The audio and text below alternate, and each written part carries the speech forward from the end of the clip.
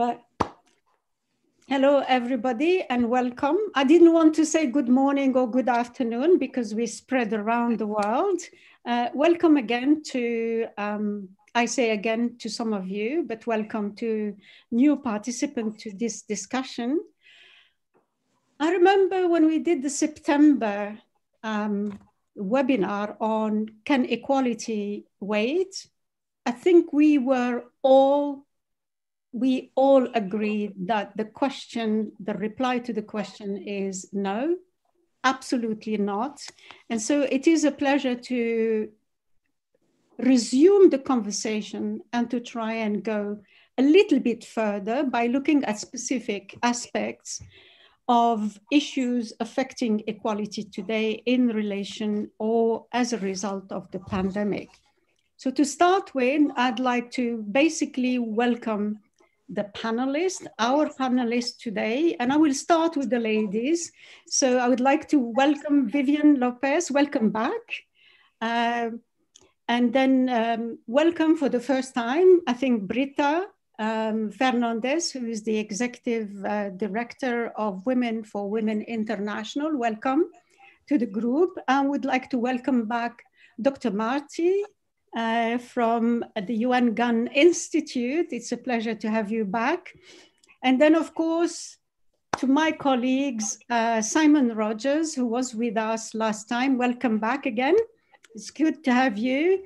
And then Honorable Travis. It's such a pleasure to have young people amongst us and to challenge us in those discussions. So welcome to all of you. What I propose to do in relation to today's webinar is the following. As a first step, I will invite speakers to do two things. Number one is a quick introduction. What we said last time was the elevator pitch, right? 30 seconds, 40 seconds, 50 seconds, and then address a particular question.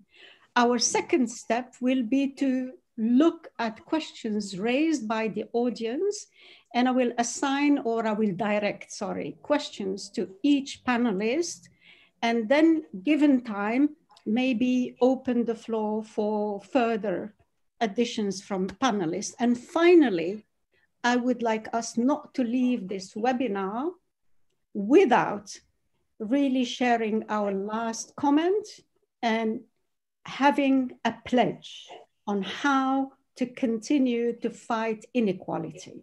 So if you agree with that process, I'd like to start immediately.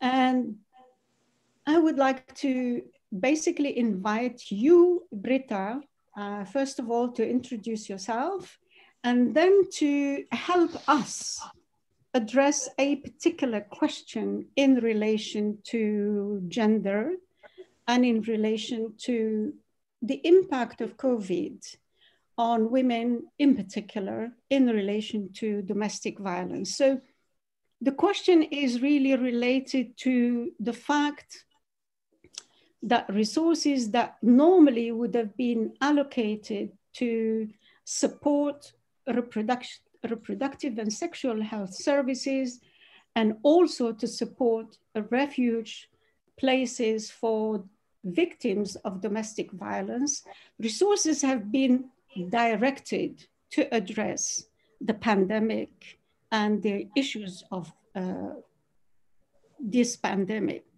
So how do you see the future, immediate as well as midterm, in addressing issues of domestic violence and supporting sexual and reproductive health services when such resources do not exist? In other words, how do we address the resource gap today and tomorrow? The floor is yours, Britta.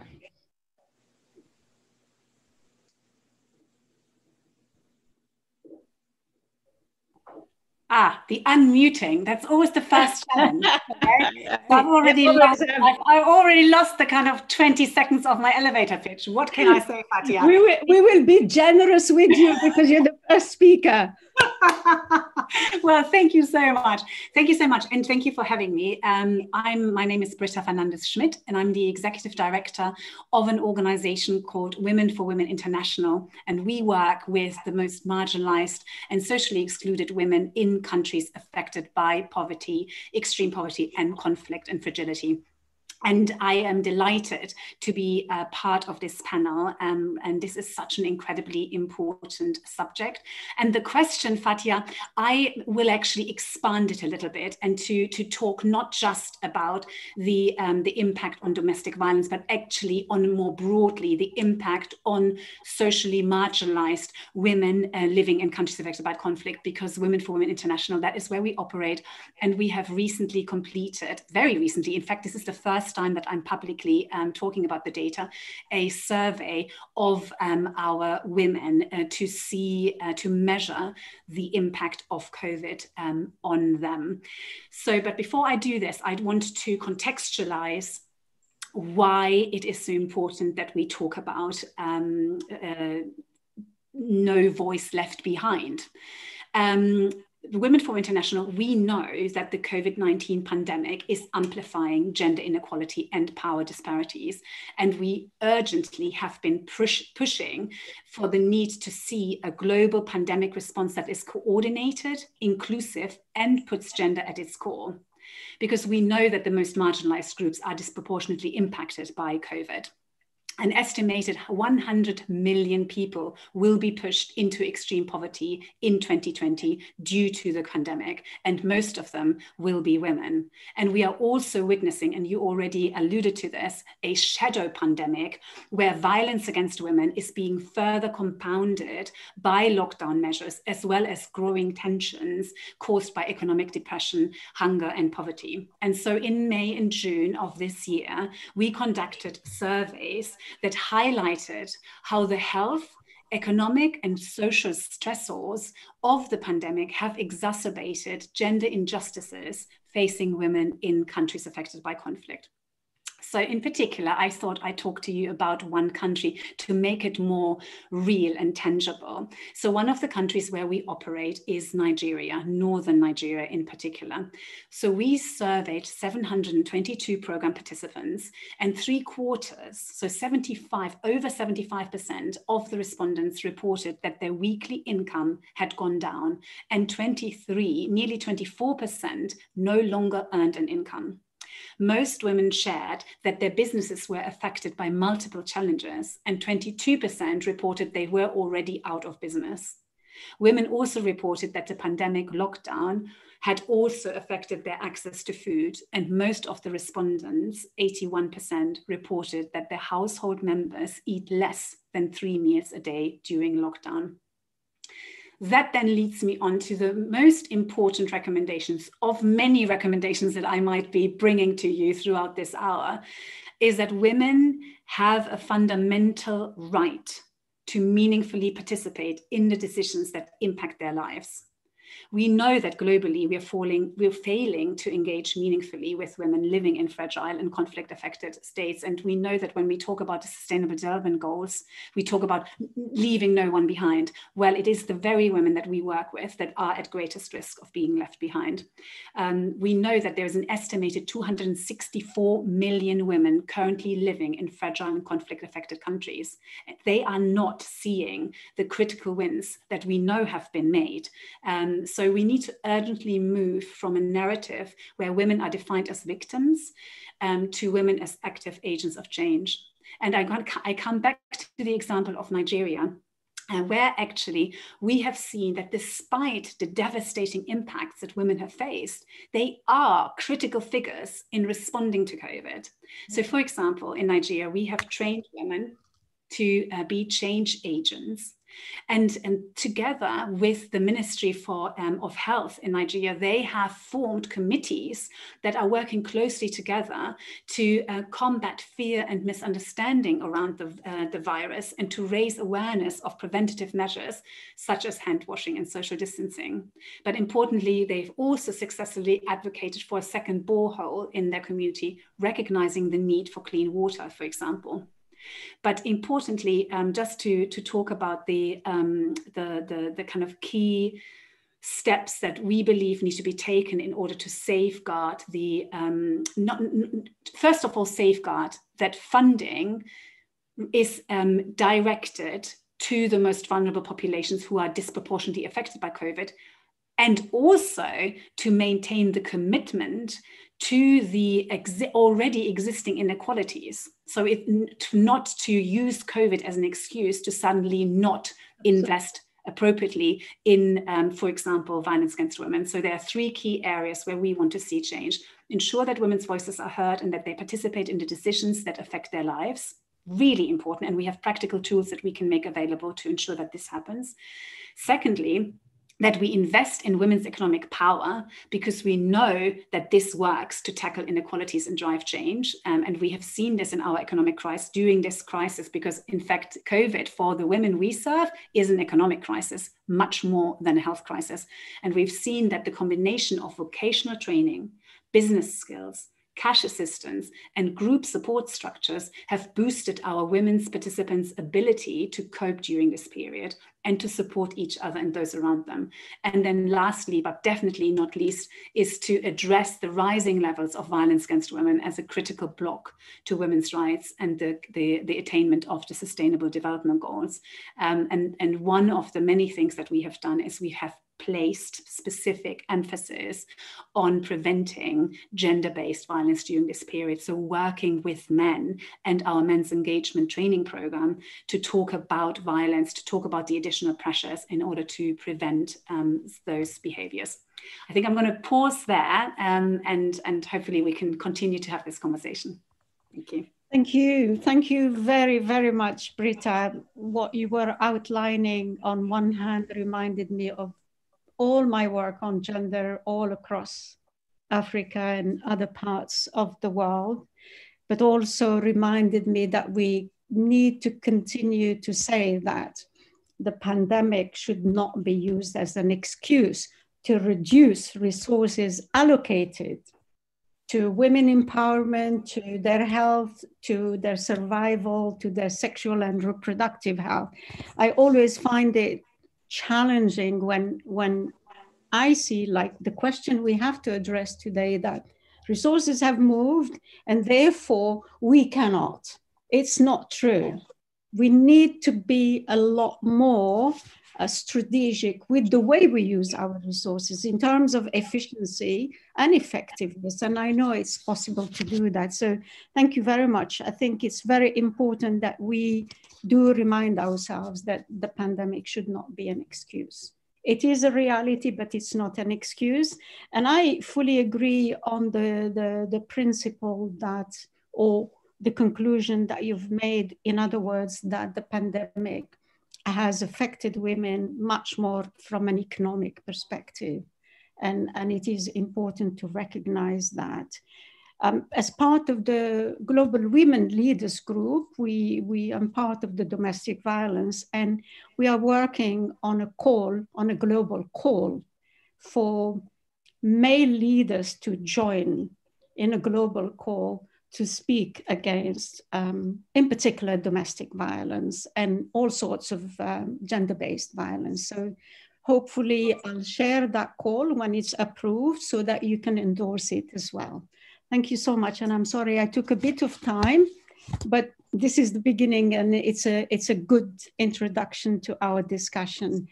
I'd like now, with your permission, to move to you, Vivian. Basically ask you to once again introduce yourself and really the good things that you've been doing, to share that with our participants, but also to ask you a question related, and this is a sequencing, let's say, a logical sequence to what Britta was saying, to say that in general, women undertake a fairly large, if not disproportionate, amount of global unpaid work, unpaid care work, and that has increased as a result of the pandemic and having to look after children at home, schooling them, looking after them, feeding them, etc., etc. And we know, all of us being in development, that this care work largely remains invisible, just like women have very often remained invisible. And so what can we consider to see to what extent this work can be better recognized, quote, quote, better valued, not just quantitatively, but qualitatively. So I pass on the floor to you, Vivian, and help us address this question. Great. Well, thank you so much for the warm introduction, and thanks to the World Humanitarian Forum for inviting me again and for being able to join this exceptional group of colleagues on this panel. I would like to first introduce myself, Vivian Lopez, the Executive Coordinator of the United Nations Secretary General's Every Woman, Every Child initiative. And in a nutshell, we have a very simple but extremely ambitious mission, and that's to see a world in which every woman, every child, every adolescent realizes their rights to physical and mental health and well-being, and is able to contribute to building their societies and their communities. I am very much going to build on what Britta has said, because this issue of violence is so intimately linked to the issues of economic empowerment for women and girls. A couple of months back, of course, and it's incredible to just think it really was only a couple of months ago at the start of the pandemic, several organizations such as UN Women, UNFPA, and UNICEF put out a number of studies projecting what the impact of the pandemic could be on women and girls. And very sadly, these are no longer projections, but we are already seeing very concretely and across almost all countries in every region, a real reversal of progress in terms of the advances that we had made in women and adolescent girls' empowerment and equality. It's extremely sad this year in particular, because 2020 was the year, or is the year, in which we were supposed to be celebrating Beijing Plus 25. It was supposed to be a year that we were going to propel gender equality forward.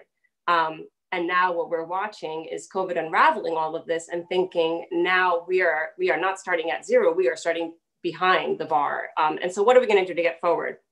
I want to specifically focus on, because of the question, on the issue of economic empowerment. And of course, many people will say, but the economic crisis related to COVID and its secondary impacts is affecting everyone. And that's absolutely true. All genders are affected, right? But there is no question that this economic crisis hits women harder. And that's because every crisis that we know exists is not gender neutral. And COVID's no exception to that. So what do we know? We know women generally tend to earn less. This is all pre-pandemic, have fewer savings, are more involved in the informal economy, have less social protection. And as you mentioned specifically, are more burdened by unpaid care and domestic work. And so simply put, COVID is hard on women because economies are hard on women, and they always have been.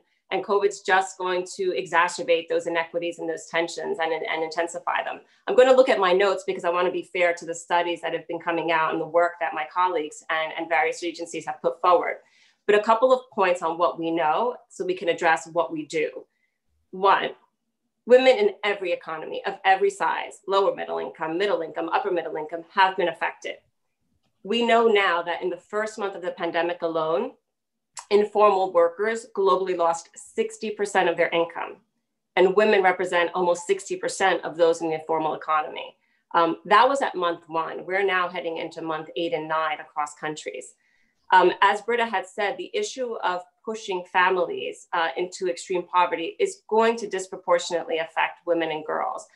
Some estimates are 47 million women will be pushed into extreme poverty by 2021. That's just a little bit over a month ahead. Again, extreme poverty being less than $1.90 a day. So this is also going to widen that gender poverty gap, meaning more women are going to be pushed into extreme poverty than men.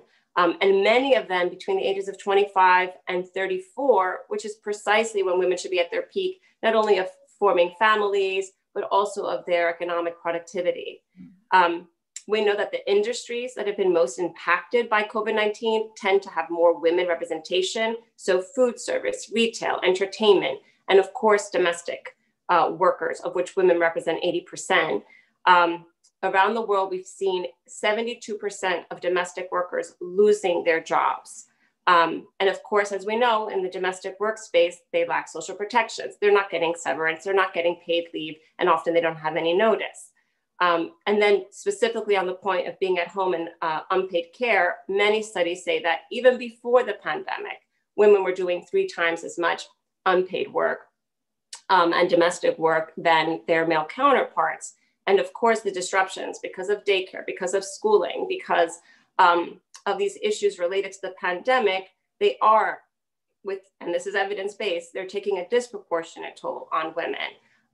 And one of the direct impacts of that is that more women are having to leave their jobs. All of this makes women more vulnerable when they don't have that financial security to issues, as Britta mentioned, of violence and abuse. And one final point I want to point out specifically is the issue of healthcare workers, because there has been an extraordinary amount of praise and thanks to women who represent 70% of healthcare workers. But there hasn't been enough discussion on the fact that the pay gap in the healthcare industry is even bigger than in more industries. So we see a 28% pay gap in the health sector, which is higher than the 16%. So thanks for all the thanks, but we need to rectify this quickly. So let me get into some of the solutions. And there are good practices in place, and we do want to call out the governments and both local and federal and national governments who have taken some of these extraordinary steps to protect. But a couple of key ones. One is direct income support to women. There could be nothing more important right now than direct cash transfers to the hands of women. This is a lifeline women need now.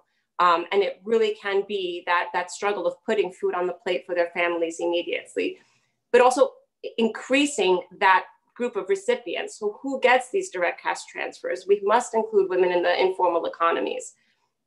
Secondly, for women who do own businesses and for women-led businesses, we need incentives for that, specific grants to help these women-led businesses continue to move, maybe some tax incentives as well. But also economic relief packages need to be targeting those industries where women are overrepresented in the labor force. Third is, of course, the support for women workers. And that means enacting laws that include paid leave and addressing the gender pay gap. I know many will think that this is a long-term solution and something down the line. We believe that this is something that needs to be addressed today and rectified today. Support for the informal workers, cash transfers, again, couldn't be more important. And then this reconciliation, I mean, this is the heart of the question of the paid and the unpaid work.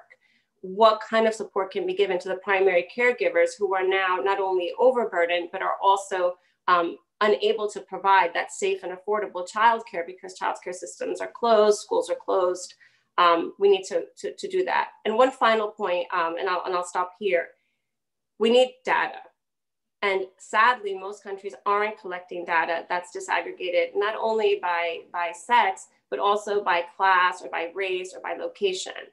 If we don't have the numbers, we won't be able to show the disproportionate burden and impact on women, and policies will likely then not be able to effectively address them. So data gathering at this stage and doing it in a way that's disaggregated is really, really essential. But I'll stop there and let my colleagues weigh in. Thank you so much. Thank you. Thank you, Vivian, for this sobering, actually, introduction to the subject matter. You have once again reminded us about not just how this pandemic is affecting women across the globe, but it's only exacerbating what existed before.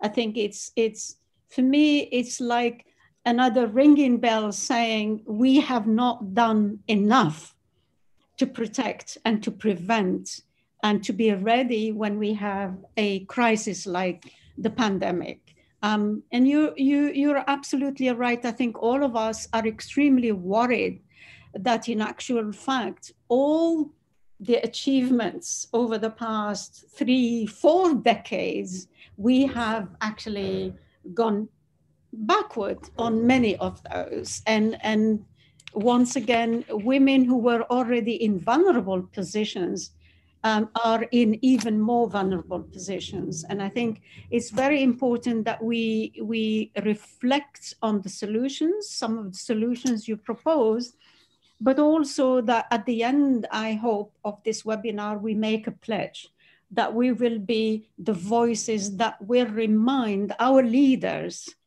that they have a responsibility and they should be held to account on what commitment they make, and not to always go for the easy solution. We do not have data, we cannot plan, we do not have enough resources, therefore we cannot do the cash transfer or the support to small businesses, etc. No excuses. I say no excuses.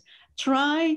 If you don't find a possibility, then you say we have not, but no excuses. So thanks very much. For me, it's very important, and I'm sure for all of us. I'd like now to move to one of the young men, having had the chance to speak about issues affecting women in particular. We're going to basically go into even a magnifying glass, and I'd like to invite our Honorable Travis for the next question. And I'd like to introduce yourself, Travis, please, and tell us what it is about you that you want to share with the panelists and our panel members. And then I'd like to ask you the following question. I think in general, all of us in development, and when talking about the SDGs or planning or doing anything in relation to development, we often use, quote, quote, the gender lens, i.e. really the magnifying gender lens to plan or to discuss issues. Now, if we look at the SDG decade for action, and any emerging new ideas and innovation, how can we apply the gender lens to address new challenges in this decade for action? So the floor is yours, Travis, and we look forward to listening to you. It seemed to be a pent up of anticipation, but thank you so much for having me. It's a pleasure to be a part of this humanitarian forum. As noted, I am Travis Robinson. At the age of 22 years old, I became the youngest elected member of parliament in the history of the Bahamas and the Caribbean. I represent a community in the Bahamas called Bain and Grantstown. I also currently serve as the parliamentary secretary or the junior minister in the Ministry of Tourism and Aviation for the Commonwealth of the Bahamas. In terms of social work, I've started a mentorship program for young boys, aspirant student leaders. It's called the Rising Star Male Mentorship Organization. In 2018, I was one of the recipients of the One Young World Politician of the Year Award in The Hague, the Netherlands. I attended the University of the Bahamas, where I obtained a degree in tourism management. I am an entrepreneur as well by profession. I have a tourism consultancy firm in the Bahamas, and I am currently completing a master's degree in international tourism and aviation. That's going to be done at the University of West London. And finally, I work along with the US Embassy in Nassau, Bahamas, where I serve as one of the ambassadors for the International Visitor Leadership Program. But more importantly today, to the question as it relates to, but let me just say, first of all, I would like to leave more of the time for me, particularly to answer the audience questions. So I will just try to give like a brief snippet in the context of discussing the Sustainable Development Goals and development. As we talk about applying the gender lens and addressing issues regarding gender equality, as we move, like you mentioned, into the decade of action and how these new ideas and innovations can be applied to the much needed gender lens as it addresses challenges for particularly women. But for me, when I think about the gender lens, I'm thinking of an actual pair of contact lens. Through one of the lens, I see the need and realities of women and girls. And through the other lens, I'm looking at the realities of men and boys. And gender equality in its purest sense, I believe, is about valuing everyone the same way. And with specific reference to sustainable development goal number 5 that talks about gender equality, I think the first thing that is required is to have a universal or global recognition that gender equality leads importantly to world peace and sustainable development. And certainly when we look at many countries around the world that have adopted the Sustainable Development Goals, the question is, can we honestly say that sufficient action is being taken from national governments to address these inequalities, as well as we're talking about this in the context of the COVID-19 environment. Many of the policies that have progressed forward in terms of the goal number 5 for gender equality have been placed to a halt per se, particularly when I talk about in the context of the Commonwealth of the Bahamas, when I look at women involvement, particularly even in politics, that's a question or an area of great need and attention, because particularly in the parliament or in the cabinet of the Bahamas, we have one woman in the entire cabinet. So even when we look at gender equality through those lens, in terms of politics, there's a huge gap in that arena. When we look at the economic rebound, 2 of the panelists spoke specifically to it as well, in terms of the impact or the fallout from COVID-19 regarding the focus that needs to be placed on women and girls. As for a specific example, I think Vivian spoke directly to it, and she addressed one of the things I had written down that spoke to prioritizing women-owned businesses in entrepreneurship. Because when we look at the table where decision is specifically made, it's not just good enough to have women sitting at the table, but we need them sitting in the decision-making chair at the table. Because that play a huge impact in terms of policies and legislations that will help to benefit women and girls as we go forward in this hopefully post-COVID-19 environment. But I'll stop right there so that we can get to the other questions and panelists.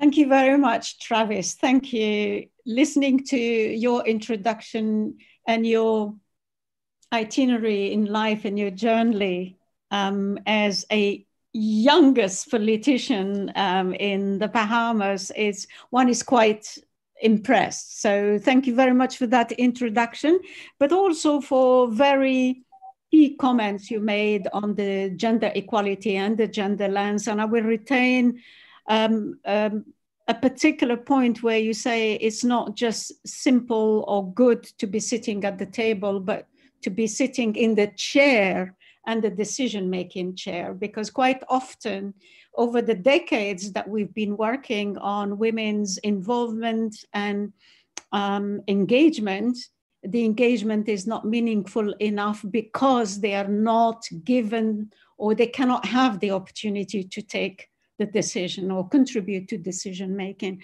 So that is a very important point. So thank you very much, Travis.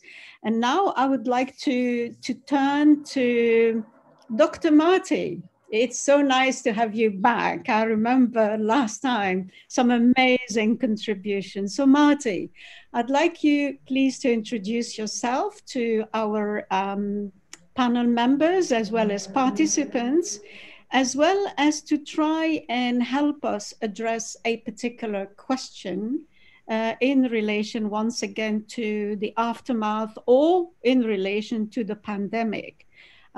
In other words, it is widely advertised, not even acknowledged, but in the media, that the pandemic has a much more cruel impact on minority vulnerable group, and on basically on Black as well as Asian minority community. I hate the word BAME, but never mind. That's my problem, right? And so they have been much more affected, and it is important for us to look at how or what kind of impact the pandemic has had, particularly on these minority group, economic impact, mental health impact, and what can we consider in the next few months to try and help those groups. And here we're talking about helping them in particular during the holiday period. I would say we should help during that period and beyond. And so the question is for you and for us to listen to you. Thank you. First of all, I want to say thank you so much. It is always an honor and a pleasure to be here. It's so good to see you. You were so awesome last time, as you are as well right now. And welcome to the new faces, and welcome back to those who faces I had an opportunity to meet before. My name is Dr. Marty K. Casey. I am not a medical doctor. I have received an honorary doctorate, and I received an honorary doctorate because I've received if you will, my expertise on the other side of the classroom, out in the streets, being familiar with individuals and understanding what community is all about.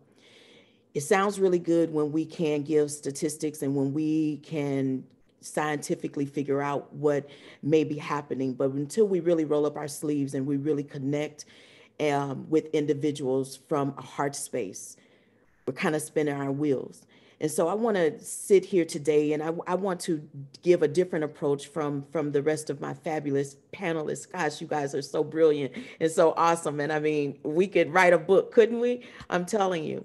But the best way to describe myself, I'm an activist. It's a coined word because I'm a professional actress, and then I'm an activist.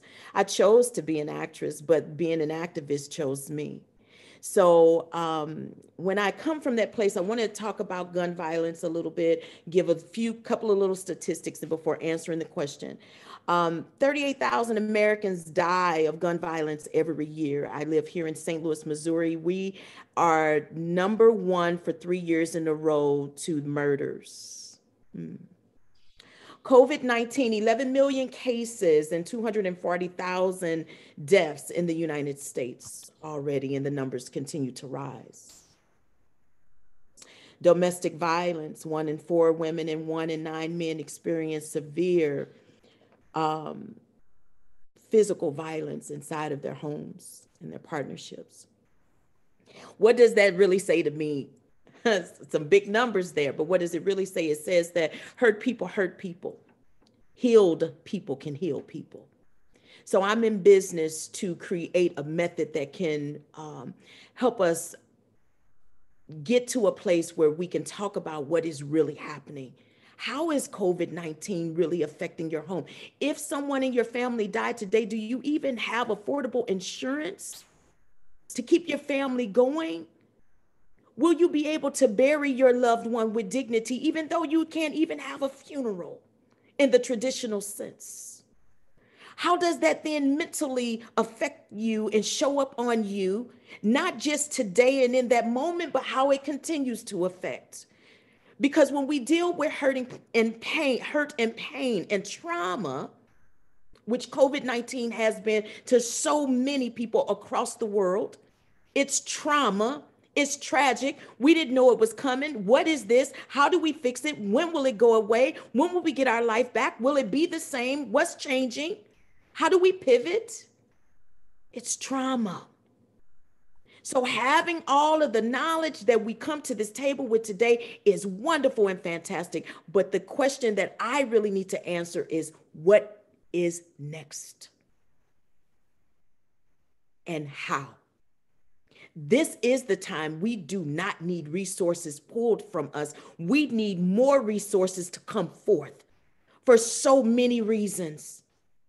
You have an increase of domestic violence because you have people that are hurting inside of the home trying to cope. Now you add the holidays on top of what is happening in the United States, coming off of an election where we have declared a winner, yet and still the transfer of power is not happening in the way that it needs to protect us all. And if America fails, we fail all over the world because we're all connected. This is collective trauma we're dealing with.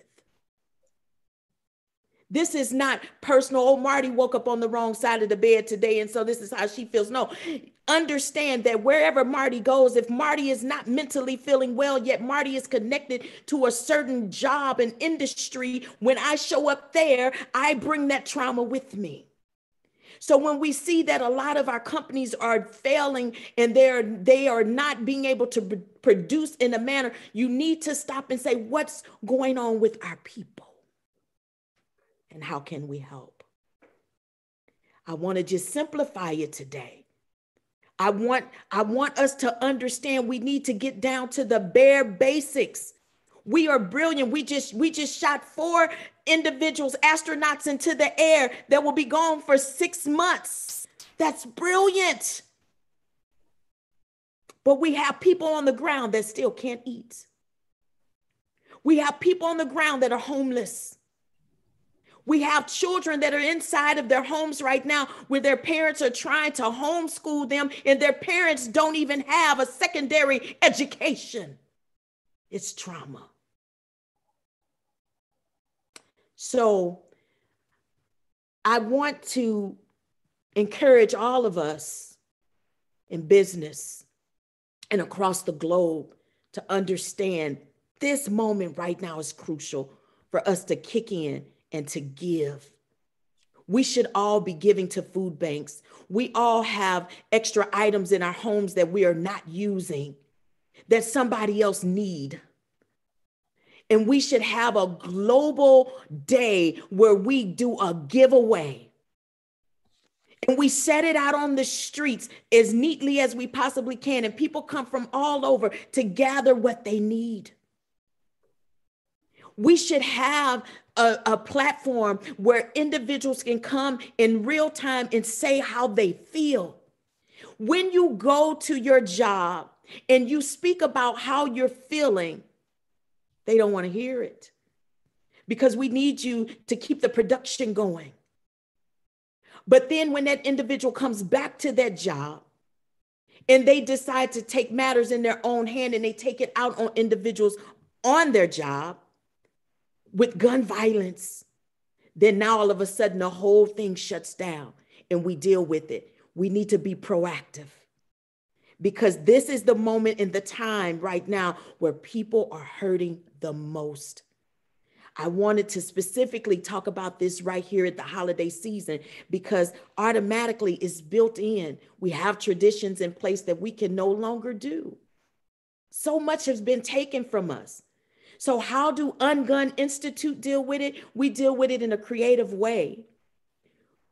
We bring the arts and creations into the spaces, into the homes where it's needed the most, starting with the individuals who are hurting. So I want to just kind of share a few things on this list and that Ungun has created, and it's Ungun Fun for the holidays. First, what we would like for you to do is build a creative corner inside of your home, a small little space. But if you can in that space, go ahead and place some headphones for listening to music that can be downloaded on your devices. Have children and adult coloring books in place in that corner. Have some journals where they can They can write in about how their day is. You may not have time to ask everyone in your home how their day is, but if they can journal it, just so they can get it out, and it seems as if you care. And maybe next week, Mom, you can come back and sit at the table with someone and say, you know, I read in your journal last week that Tuesday was a bad day. How is it now? Are you okay? Did you fix that? How can I help? Also, put some books there where children can read. I'm all about the, you know, our devices or what have you, but I want them to even get back into the habit of having something tangible in their hands to actually read. Download the app Calm, C-A-L-M. I saw a commercial where they're saying that it's free right now during the holidays. So I think that that's a very good app for everyone to have. 2, I want you to take a mental intermission by taking 15 minutes a day. Take a break outside just to breathe. Just stop and breathe. Right now, if I can ask every panelist on here with me right now to just close your eyes and let's just take 2 deep breaths together.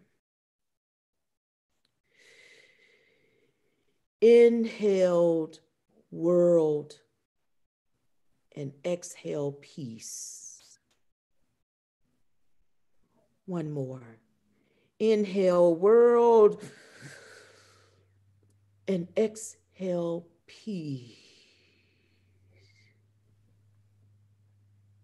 I want to challenge you all that anytime before you come on to even speak, that you take the time out to do that. We take in a lot with the world, but we must exhale peace, so that we can make sure what we speak is not from things of what we're feeling personally from the inside, but what it is that we need to say. Take that time to meditate. Listen to the sounds of nature around you. How many times have we just gone outside and stopped and listened to the birds chirp? Listen to the leaves rustle. We're losing sight of nature and even what it means to us to protect the trees and the water, because we're no longer associating with it.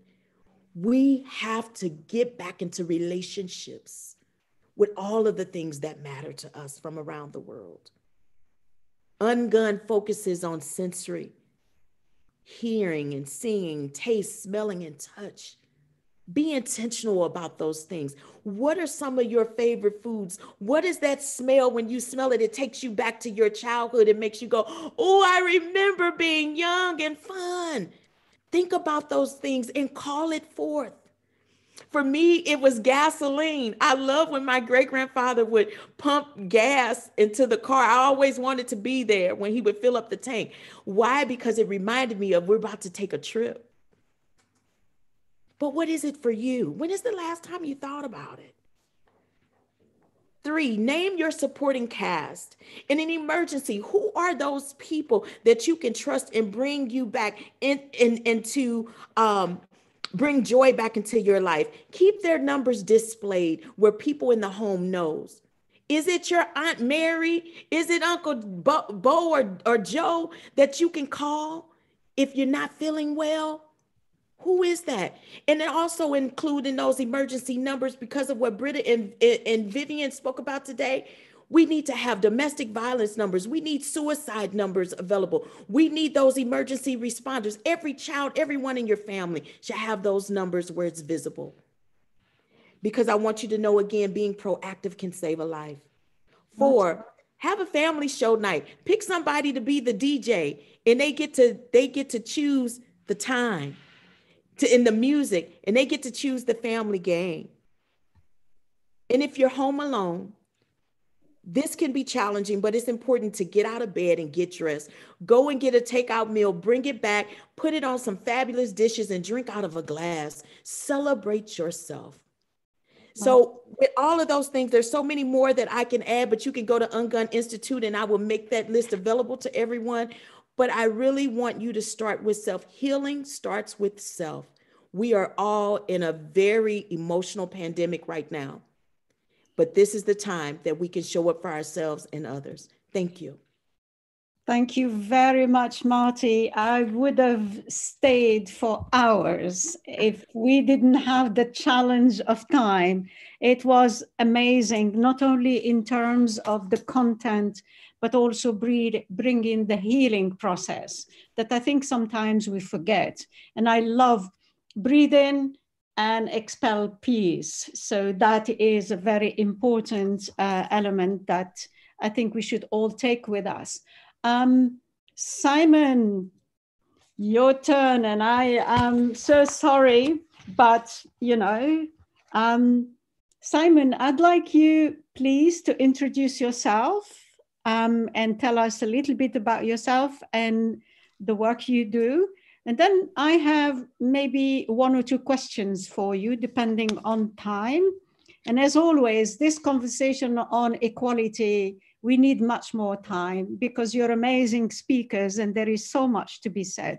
But anyway, Simon, we all know that during the pandemic, as well as beyond the pandemic, government leaders tend to make decisions to try and lead through a particular problem, the pandemic being a good example today. The question to you, Simon, as a member of the movement or a leader in a One Young World, is to what extent and how can young leaders be able to support, or are they currently supporting communities wherever, all over, to address, in particular, to address the impact of COVID, and in particular, how do they support minority groups? Over to you, Simon. Thank you very much. And thank you to the World Humanitarian Forum for asking me to be part of the panel.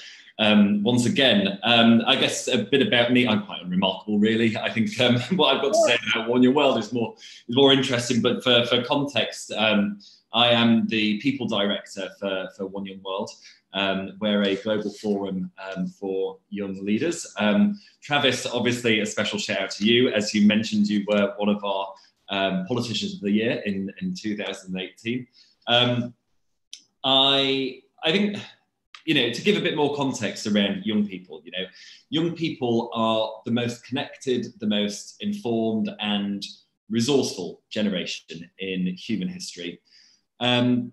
I think their capacity for innovation and their high levels of social responsibility make them a really powerful actor in addressing any humanitarian challenge.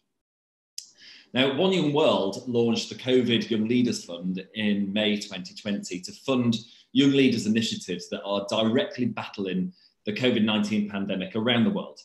And young leaders between the ages of 18 and 35 from all countries in the world were invited to apply. So by doing this, we could see immediately how minority, underserved and underrepresented groups and communities were being disproportionately affected by COVID-19. So in terms of the fund, over $500,000 was donated through the fund. We had 2,470 applications from 134 countries, which shows just how COVID-19 has exacerbated the needs of the most needy people. But we were able to confirm 40 grant recipients that were operating in 39 countries across 6 continents. So I thought it might be useful just to pick up on a couple of these initiatives, because I think it really does bring to life the issues that are affecting people all over the world in underrepresented, underserved and minority groups. So we had Taban Shoresh from the Lotus Flower Foundation. The Lotus Flower Foundation was founded in March 2016 in response to the struggles of women and girls in Kurdistan. It supports Kurdish conflict survivors living in refugee camps. Now, due to the pandemic, NGOs were forced to leave refugee camps. So that caused many people to be without essential support and services. So the fund, the funded initiatives stepped in to plug this support gap by increasing community awareness of COVID-19, expanding understanding of domestic violence, and improving psychological support through those impacted by COVID-19 through individual counselling. We also had Dikkel Dyer from AFPHY, which stands against gender-based violence and discrimination by promoting education, equal rights, and job generation for women and girls in rural areas of Mauritania. So they identified increased rates of domestic violence, as we've talked about, earlier, increased rates of domestic violence to women and girls in Mauritania, and have since supported survivors of abuse. They've also coached survivors in soap production with the aim of producing and distributing products to vulnerable communities. So I like that people are being supported, but then are also enabled to support other people as well. And then I think just one other project that I think is quite interesting by Tanya Lizrosa in and I'm going to read this in case I get the name wrong, Fundación El Origen, which develops educational projects for children and young people from minority ethnic communities in Colombia, with limited access to educational infrastructure. Now, in particular, indigenous communities have exceptionally high levels of school dropouts for a variety of reasons in Colombia. Now, this has been exacerbated by the closure of schools, as these communities really lack access to resources which facilitate remote learning. So the organisation has developed the first offline learning app adapted for indigenous students, and is working with the government to distribute the learning app on tablets to 2,900 indigenous children and youth in the first phase of the initiative. So I guess it's a bit of a long-winded answer, but I think these projects really highlight the issues which have been exacerbated by COVID-19, but also it highlights what young leaders are doing in their communities to support the most vulnerable and at-risk people. Thank you very much, Simon. Quite clearly, young leaders are doing an amazing job within the circumstances under the leadership of the program. And I think it's nothing new. We know that given the opportunities, young people and young leaders can actually do a lot more than what our government's leaders do, right? Because they are not limited by institutions, but young leaders are much more innovative, creative, positive risk-taking, I call them, positive risk-taking. In other words, they push the boundaries in order to achieve what needs to be achieved. So it's very good to hear you talk about that very quickly, and then I'm told we can take a few more minutes. So I'd like to pursue one question with you very quickly, and then we try and address the audience question. Would that be okay with you, Simon? Yeah, I can see you raising whatever.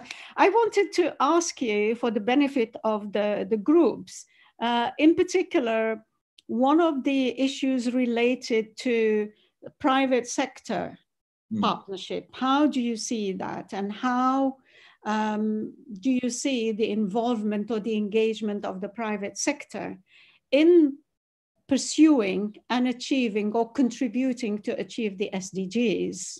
How do you see that from your own experience? And in particular, how it can, that partnership with the private sector can support advancing the goals of equality in relation, in particular for minority groups? Sure, I'll keep it very brief because I know we've got some audience questions to go through. I think there has to be a link with the private sector. I think if I look just at the COVID fund that I just talked about, that was in partnership with some of our private sector partners. I think what worked well there is that we used our experience of producing a program which appeals to the private sector. So rather than the private sector having to do the work themselves to the granular level that we do, we could actually find at grassroots level, because of our network, where the most needy people are in the world and how we can support them in very small projects or big projects. So I think we offered that as a proposition. I think it allows the private sector to take something very, very niche, but equally off the shelf, because we've been the ones that delivered it. So I think it's probably looking at how as organizations, we show the appeal to the private sector and we show the tangible benefits that their investment can have. So they understand the impact and the return on their, I guess, social investment. And I think in terms of what we do more broadly at One Young World, then we provide a business case for empowering young leaders. By bringing together young leaders, we can show the impact that that has. And so I think it is speaking in the business private sector language, talking about business cases, talking about return on investment, so that someone that's running a profit and loss somewhere could understand the impact of the value that they then share. So I hope that was informative enough, but also snappy enough to move to questions and I don't get told off. Very enthusiastic way of saying that there is win-win if we do that. It's benefit for all and benefit for the organization. So thank you very much. Okay, so with that summary, I guess I could have kept it shorter than win-win. No. I'm just saying what you said, and in a compressed way, let's say, in a compressed way. I'd like now, with your permission, to try and give you the opportunity to address maybe two questions from the audience so that we can keep the time, but also we have time for the conclusion. So we had a few questions from the audience, and please forgive me for selecting two of them for the time being, if not three, and trying to basically group them. One of the questions says, many people or many consider the rise of nationalism to be a significant obstacle to global cooperation. What other significant obstacles need to be addressed, and how can they be addressed, and by whom? I'd like to direct the question, if possible, to Travis, if you can. If you're not happy with it, then since Simon is smiling, I'm going to push it to him, because there is another question I'd like to put to Britta and Vivian, and then one maybe to Marty. So Simon, please.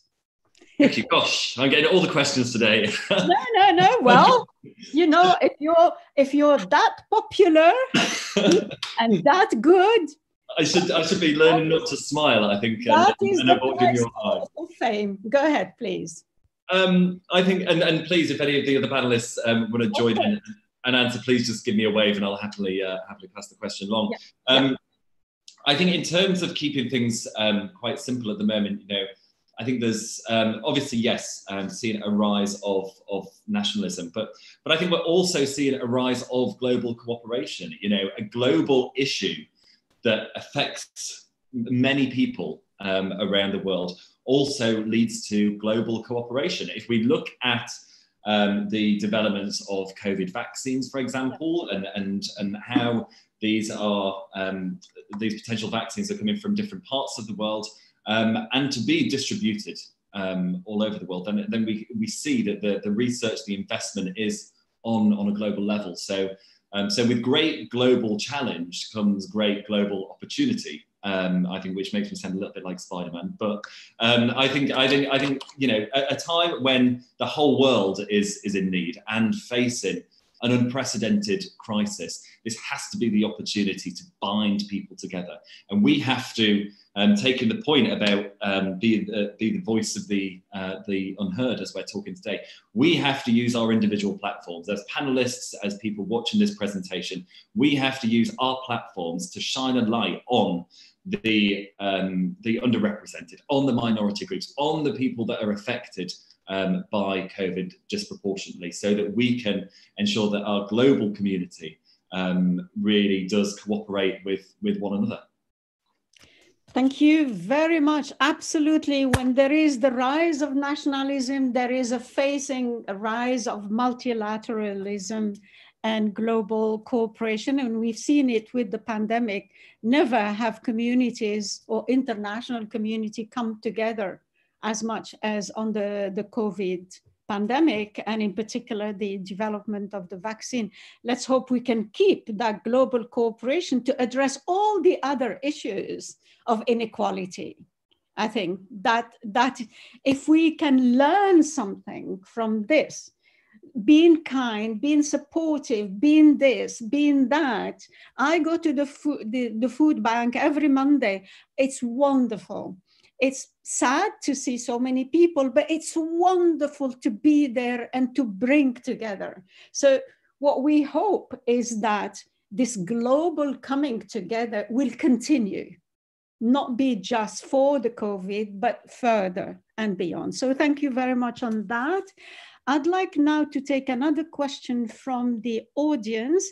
And with your permission, I'd like to put it to Britta and or Vivian, both maybe, which is to do with gender inequality. We've heard so far, and the audience raised the following question, which I think is a global question. We hear it, we know it, it's there.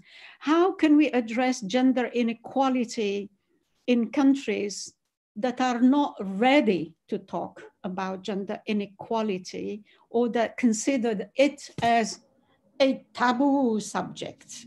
So maybe Britta and then Vivian, if with your kind support and permission, please.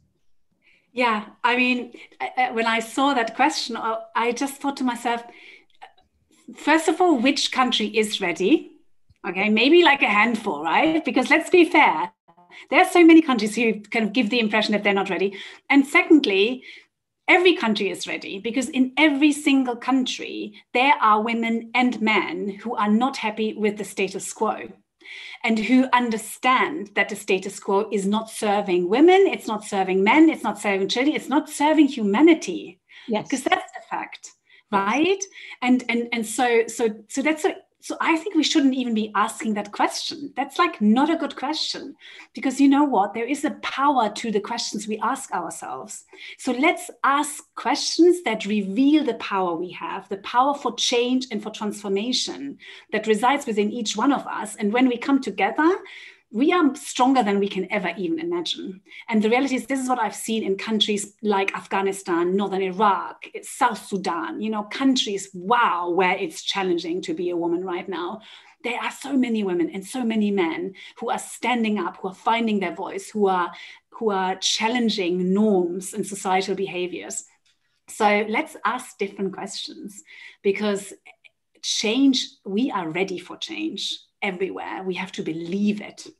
And it's breath, like Mari said. And oh my God, I love that. Change is happening. Change is happening. You mentioned Afghanistan and being there and on gender issues. And when you see that in Afghanistan, with all the problems, you have the first completely women-led broadcasting or corporation, forget about everything else. So absolutely, thank you so much. Vivian, please. Well, fully agree with what Britta just said. I only want to mention 2 points. One directly related to the pandemic. For those who are tired of the pandemic and who would like to see more comprehensive, better, more effective responses, let's just look objectively at the countries that have had the best responses to date. Nobody's had a perfect response, but the best responses tend to be from countries that have women at the helm. That's just a fact. That's what the epidemiology points us to. So if you're tired of the pandemic, look to women leaders to help get you through it. That's point number 1. But point number 2 is none of this is static, right? And so we've got countries that have made tremendous progress on women's rights and girls' empowerment, and then countries that have regressed, and then those who have come back. And so I think the really key issue here is to not take your eye off the ball and to not take the foot off the pedal. We can never be complacent with the progress made, and we can never be complacent with the progress not made to date. Almost all countries in the world have ratified the Convention on the Rights of the Child, the international treaties. They have an obligation to fulfill the rights of women and girls. And what we need to do is to create those accountability mechanisms to hold them to account, to do what they themselves have already agreed to do. Thank you, Vivian. It's one of the pledges we need to take, which is basically holding to account. I think that's one important thing that maybe this webinar could take as a conclusion. So thank you very much. One final question for which we have 1 minute, absolutely 1 minute. And this is to Marty on corporate social responsibility. You have the question, so I will not take time to read it so that we save the time. Give me 2 lines, Marty, please. I want to bring community, people, and our corporations together. We understand that no matter where we are all human beings trying to succeed. It is so important that we build teams in our homes, in our communities, and on our jobs, that we are allowing the voice to be heard. I want to thank you for having me today. Thank you very, very much, Marty. That was amazing. So in the last minutes that we have, I'd like maybe one of you to volunteer on behalf of everybody, based on everything, to say, what is our takeaway today, which would be our pledge? We have looked at the various facets of inequality. What is the facet of equality? Who would like to volunteer quickly so that they don't close the conversation, please? Come on, don't be shy. I nominate Marty. Okay, Marty. Okay. Wow. I'm going to go with a pledge that we use with Ungun Institute, and it is really simple. I can forgive, I can heal, I can live. Wonderful. This is amazing. I can forgive, I can heal. I can live. And I can live. We're existing right now with COVID-19. We're existing. We want to get back to a place where we can live. And we want to live. Yeah. And so in order to get there, you have to not get so caught up in finger pointing as to where it started and who's to blame. We got to get to a place of forgiveness so we can then heal and we can get back to living. Exactly. We want to forgive so that we embrace and heal and move together in time to achieve our objective of equality. I would like to thank you, and I love you all, and I wish you the best, and I wish I can meet you soon. Thank you. Thank you. Thank you. Take care. Bye-bye. God bless. Bye-bye. Thank you.